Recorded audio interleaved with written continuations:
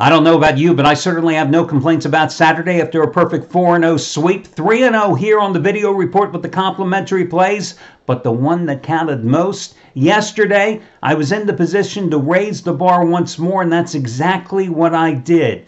With just the 22nd ever raise the bar 20-dime college basketball play that I've had in the 15-plus years since I created these websites, and I scored. Middle Tennessee State, prior to yesterday, was 0-8 lifetime playing in Ruston, Louisiana against Louisiana Tech, but I had full faith in true Road Warriors, those being the Blue Raiders of Middle Tennessee State as a 3-point favorite at Louisiana Tech yesterday, and they rewarded me and you, if you were along for the ride, with the easy 17-point victory, and you got that play as the half-price play of the day. And I'm now a perfect 3-0 this season alone with those raise the bar 20-dime releases, and you've gotten them all as the half-price play of the day releases. And I have now won 20 of the past 29 days, and I'm coming right back today. No, not with an ultra-rare 20-dime play, but one my normal top-rated 15-dime play.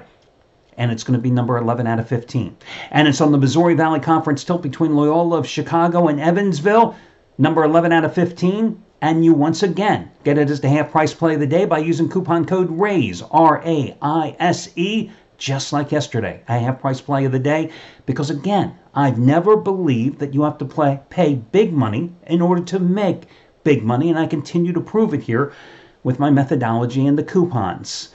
Now, again, I've won 20 of the past 29 days. Last Sunday, 15-dime play was Cincinnati, minus 8.5 points, winning by 25 at SMU. I wish they'd all be that easy, and hopefully this one will be, just like yesterday's 20-dime play on Middle Tennessee State, a 3-point favorite on the road, winning by 17. And I'll tell you what, the Blue Raiders, as I put in yesterday's analysis, 11-1 going into that game, and now 12-1 on the season, the best road record, true road record of any Division I team. But as I said, I've been riding the Blue Raiders way back since the season started in November, because it's not only their record in true road games, but unlike a lot of teams that play cupcake non-conference schedules, not Middle Tennessee State, which has had good success in the postseason and in the big dance the past couple of years in the opening rounds, because they play a tough non-conference schedule. I mean, I was on them when I had a 15-dime best bet when they won in Nashville against Vanderbilt. I mean, they had a 6-point loss at Auburn. They played in the Diamond Head Classic in Honolulu in December, beat Princeton, lost 2 games against USC when the Trojans were healthy in Miami of Florida by a combined 7 points.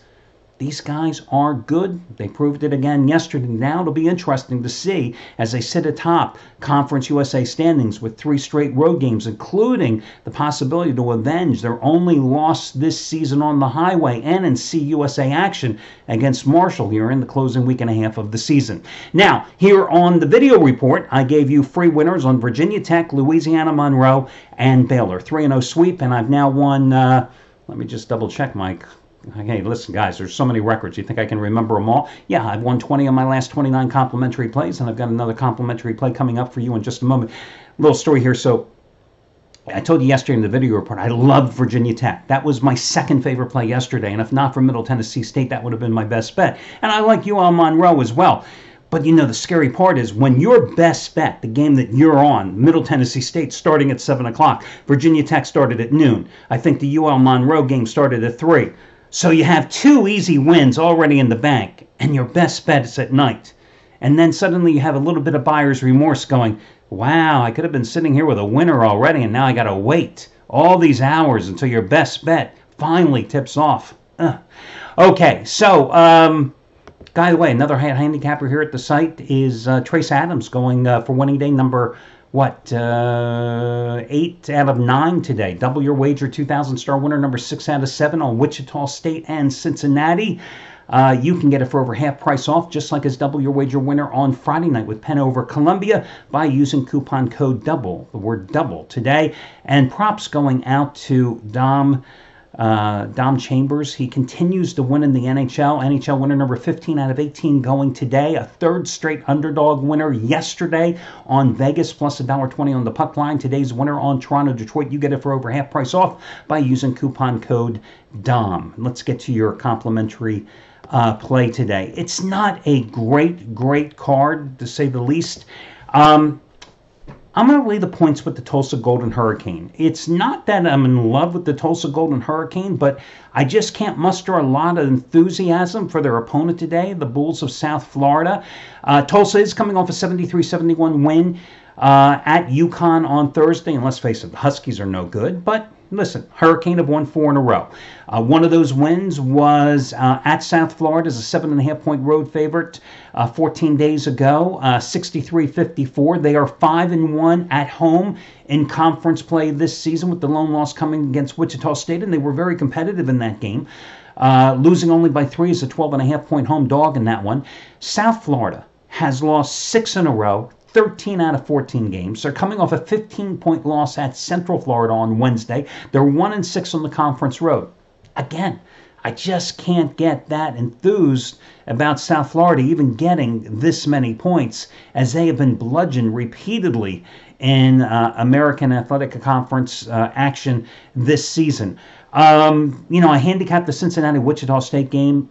Boy, that's a tough game. I wasn't surprised after using Cincinnati as my best bet last Sunday that Cincinnati lost at Houston the other night and saw its 16-game winning streak come to an end. I lean a little toward the Bearcats here to bounce back at home against Wichita State, a Shockers team that I'm not that impressed with today, but, it's a 6.5-point number, and some of the metrics do worry me in this game because Cincinnati is a better defensive team. They allow 16 points less per game than Wichita State, but Wichita State is a better rebounding team. Rebound margin, Cincinnati is plus 7.4 per game, which is pretty damn good.